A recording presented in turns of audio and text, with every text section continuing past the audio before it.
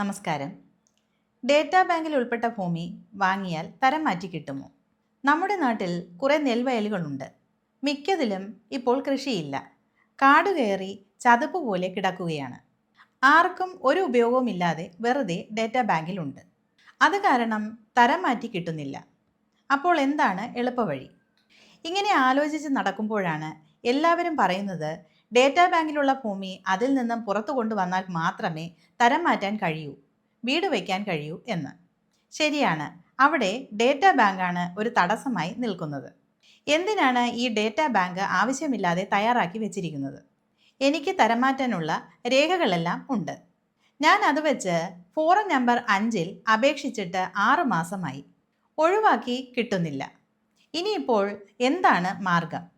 കോടതിയിൽ പോയാൽ ശരിയാക്കി കിട്ടുമോ? ശരി, കോടതിയിൽ പോകുകയാണ്. അങ്ങനെയെങ്കിൽ കോടതി എന്തൊക്കെ കാര്യങ്ങൾ പരിഗണിച്ചാണ് നമ്മുടെ അപേക്ഷ തീർപ്പാക്കുന്നത്? അതാണ് നമ്മുടെ ഇന്നത്തെ video. This is legal prism, law made easy.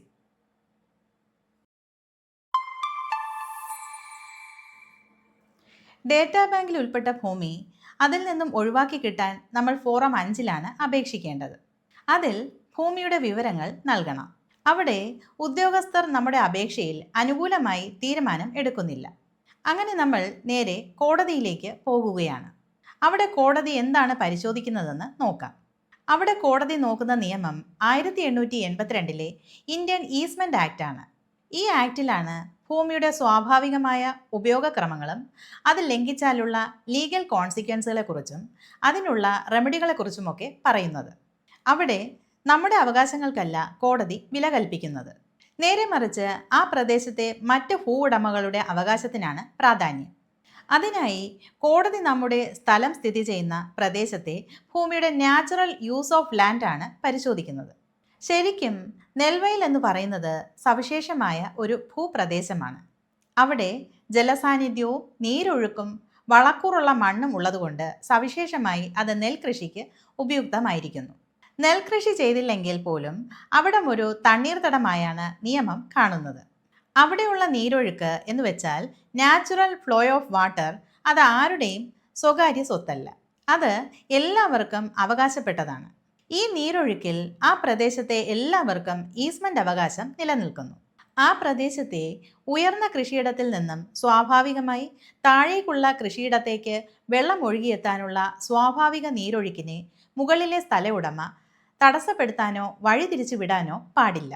അതുപോലെ മുകളിലത്തെ ഉടമ ആ നീരൊഴുക്കുള്ള ചാനലിൽ അണകെട്ടി സ്വാഭാവികമായ വെള്ളത്തിൻ്റെ ഒഴുക്കിനെ തടസ്സപ്പെടുത്താനോ ഒന്നും പാടില്ല. ഇതൊക്കെ നമ്മുടെ നിയമത്തിലുണ്ട്. പക്ഷേ സ്കൂളിലൊന്നും അത് പഠിപ്പിക്കുന്നില്ല. അതുകൊണ്ട് കുട്ടികളെല്ലാം ഇത് ആദ്യമായി കേൾക്കുകയാകും. നെൽവയൽ തണ്ണീർത്തട നിയമം പരിശോധിച്ചാൽ മനസ്സിലാകും. നെൽവയൽ എന്ന നിർവചനത്തിൽ ആ പ്രദേശത്തെ നീരൊഴുക്കും തോടുകളും കുളങ്ങളും ചിറകളും അനുബന്ധ നിർമ്മിതികളായ ജലനിർഗമന ചാലുകളും ഒക്കെ ഉൾപ്പെടുന്നതാണ്.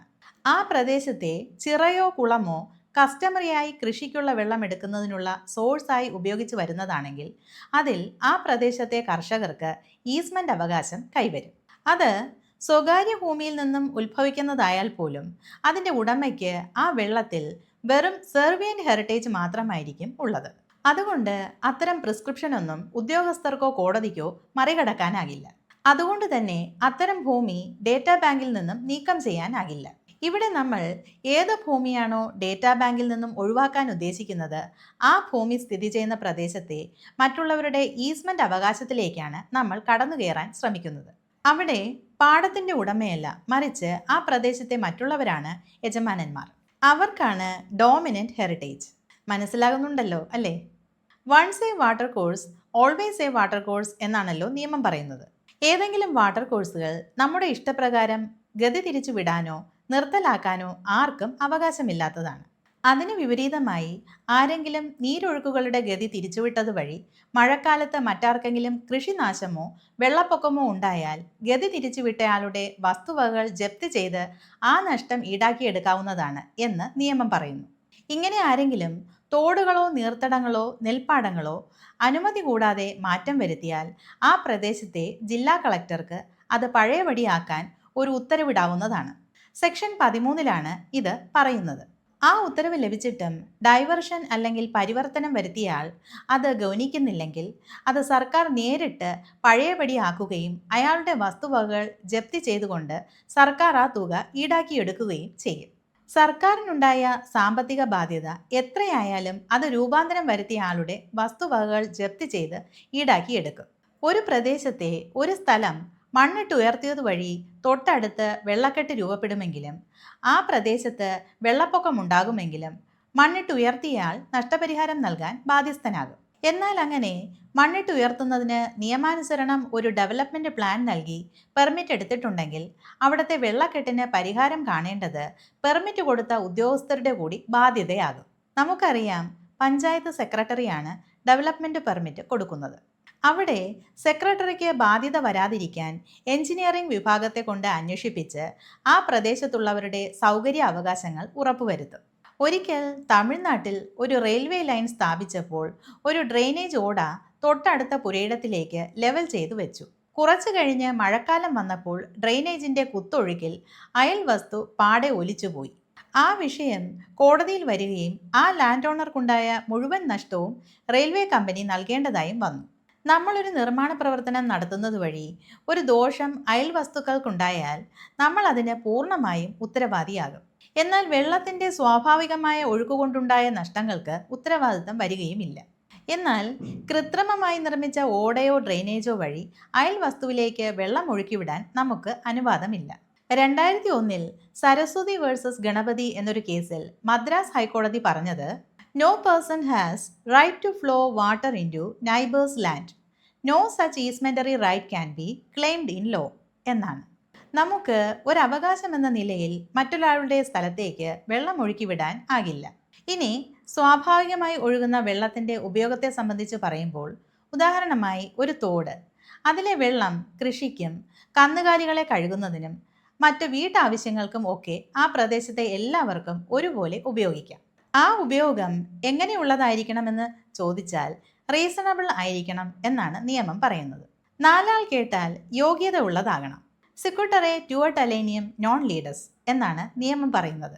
മറ്റൊരാളുടെ നിയമപരമായ അവകാശങ്ങൾക്ക് കോട്ടം വരാതെ ഒരാൾക്ക് തൻ്റെ പ്രോപ്പർട്ടി ഉപയോഗിക്കാമെന്നാണ് നിയമം പറയുന്നത്. ഒഴുകുന്ന വെള്ളത്തിൽ മാലിന്യം കലർത്തിയാൽ അത് ആ വെള്ളം ഉപയോഗിക്കുന്ന മറ്റുള്ളവരുടെ അവകാശങ്ങൾക്ക് ദോഷമായി വരുമെങ്കിൽ അത് കുറ്റമായി തീരും. അതുകൊണ്ടാണ് ജലാശയത്തിലേക്കും തോടിലേക്കും നദികളിലേക്കുമൊക്കെ മാലിന്യം വലിച്ചെറിയുന്നവരെ പഞ്ചായത്ത് പിടികൂടി ശിക്ഷിക്കുന്നത്.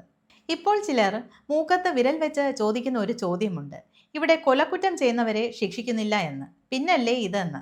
ചാരിറ്റി ബിഗിൻസ് അറ്റ് ഹോം എന്നല്ലേ പറയുന്നത്. നന്മകൾ നമ്മുടെ വീട്ടിൽ നിന്നുമാണ് പഠിക്കുന്നത്, അല്ലെങ്കിൽ സ്കൂളിൽ നിന്നും. വീട്ടിൽ നിന്നും സ്കൂളിൽ നിന്നും പഠിക്കാത്തവരാണ് നാട്ടിലിറങ്ങി തിന്മകൾ ചെയ്ത് അടി വാങ്ങുന്നത്.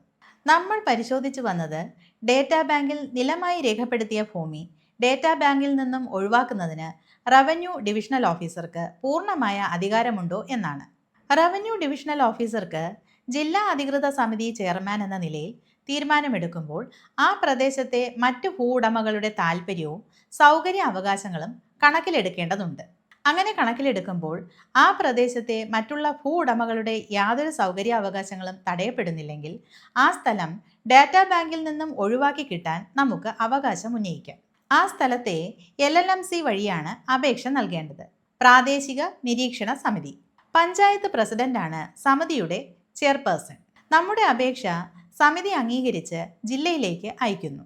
ഇനി BTRൽ പുരയിടമായി രേഖപ്പെടുത്തിയിരുന്നാൽ പോലും ആ പ്രദേശത്തെ ഈസ്മെന്റ് അവകാശങ്ങളെ തടയുന്ന വിധം ഒരു ഭൂമി കൺവേർഷൻ വരുത്തിയതാണെങ്കിൽ അത് പുതിയതായി ഡേറ്റാ ബാങ്കിൽ ഉൾപ്പെടുത്തുന്നതിന് അധികൃത ഉദ്യോഗസ്ഥനായ റവന്യൂ ഡിവിഷണൽ ഓഫീസർക്ക് അധികാരമുണ്ട്. നമ്മളൊരു ഭൂമി വാങ്ങുമ്പോൾ അത് ഡേറ്റാ ബാങ്കിൽ ഉൾപ്പെടാൻ സാധ്യതയുള്ളതാണെങ്കിലും അവിടെ ഒരു റിസ്ക് ഉണ്ട്. ഡേറ്റാ ബാങ്കിൽ ഉൾപ്പെട്ടതാണെങ്കിൽ ഫോറം 5 നൽകി ഒഴിവാക്കാനാകുമോ എന്ന് ഈ പറഞ്ഞതിൽ നിന്നും മനസ്സിലാകുമല്ലോ അല്ലേ? എന്തായാലും ഡേറ്റാ ബാങ്കിൽ ഉൾപ്പെട്ട സ്ഥലം വാങ്ങുന്നത് അല്പം റിസ്ക് തന്നെയാണ്. ഇനി ഡേറ്റാ ബാങ്കിൽ ഉൾപ്പെട്ട സ്ഥലം തണ്ണീർത്തടം എന്ന് തരം തിരിച്ചിട്ടുള്ളതാണെങ്കിൽ യാതൊരു കാരണവശാലും അത് തരം മാറ്റാൻ അനുവദിക്കുകയില്ല. കാരണം തണ്ണീർത്തടത്തിന് ടോട്ടൽ പ്രൊഹിബിഷനാണ് നിയമത്തിൽ പറയുന്നത്. ഇത്രയുമൊക്കെയാണ് ഡേറ്റാ ബാങ്കിൽ ഉൾപ്പെട്ട ഭൂമി വാങ്ങാമോ എന്ന ചോദ്യത്തിന് ഉത്തരമായി പറയാനുള്ളത്. Thank you. This is legal prism, law മെയ്ഡീസ്.